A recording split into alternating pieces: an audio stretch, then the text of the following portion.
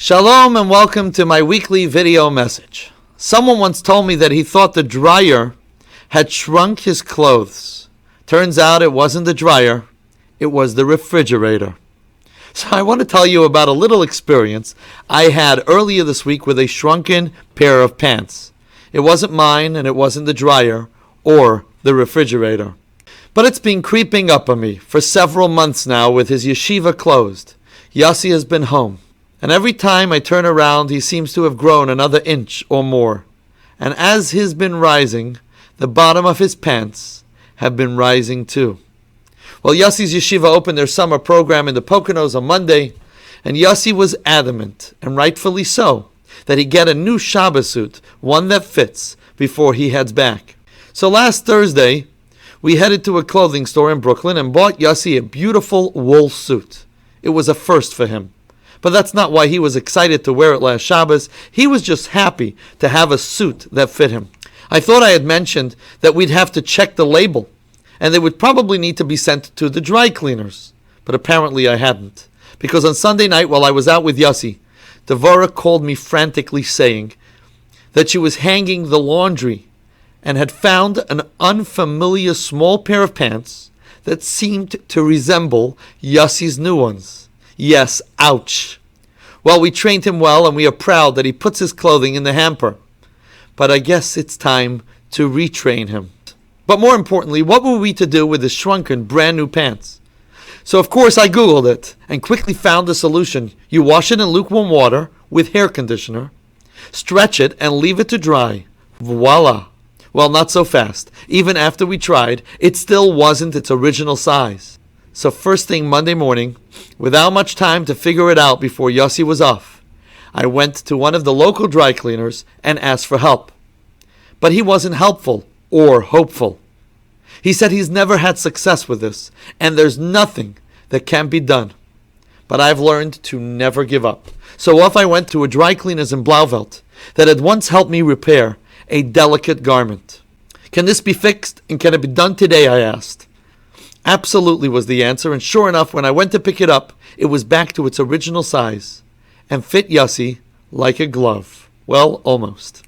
Why am I sharing this, you may ask? Well, because there's a lesson I think we can learn, much like there's a lesson we can and should learn from every experience we have, even the less exciting ones. This Shabbos is the 12th of Tammuz. It's the birthday of the previous Rebbe, Rabbi Yosef Yitzchak Schneerson, and the day we celebrate his liberation from Soviet imprisonment in 1927. You see, although this happened more than 90 years ago, the previous Rebbe's self-sacrifice to keep the flame of Judaism alive in the former Soviet Union, and his subsequent arrest and liberation, is still felt today and carries with it a powerful lesson of hope and faith, of determination and resilience.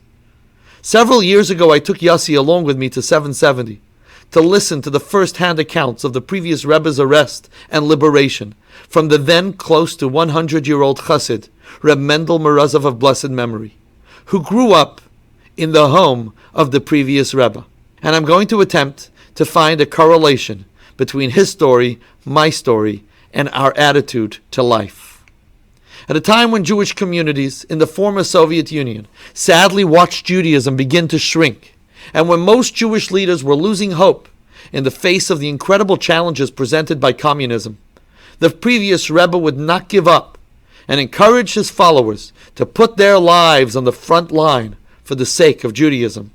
In fact, the father of the elderly Chassid, Reb Mendel Morozov, who shared his stories with us, was arrested at the same time as the previous Rebbe and remained in prison for 3 years.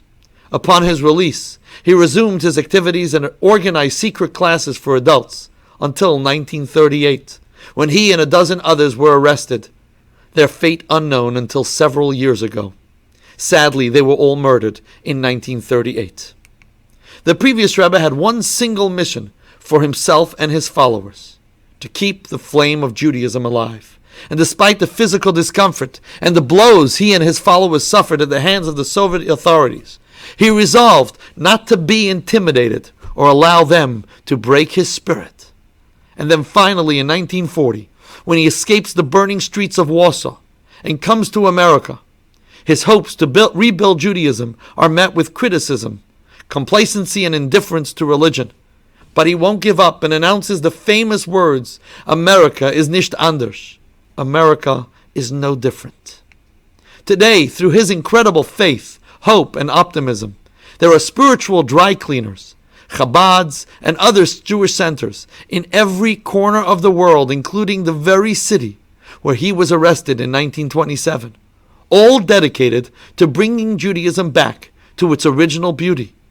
Much like Yossi's pants, when things don't seem to fit, it's a symbol of potential for immense growth, spiritually and materially. My friends, I believe we're in for something big. We are living in unprecedented times, demanding of us to upgrade our perspective and see new opportunities. And it is at times like ours that we need to learn from the previous Rebbe to increase our faith, hope, and optimism, our determination and resilience. For soon, my friends, we will all merit to see the fulfillment of the verse, Hazorim bedima berina yiktzoru. Those who sow in tears will reap with songs of joy. When we will open our eyes and be able to appreciate how everything is part of God's design and fits perfectly, with redemption in our personal lives and for the world at large. May we merit to experience it today. Amen. And Shabbat Shalom.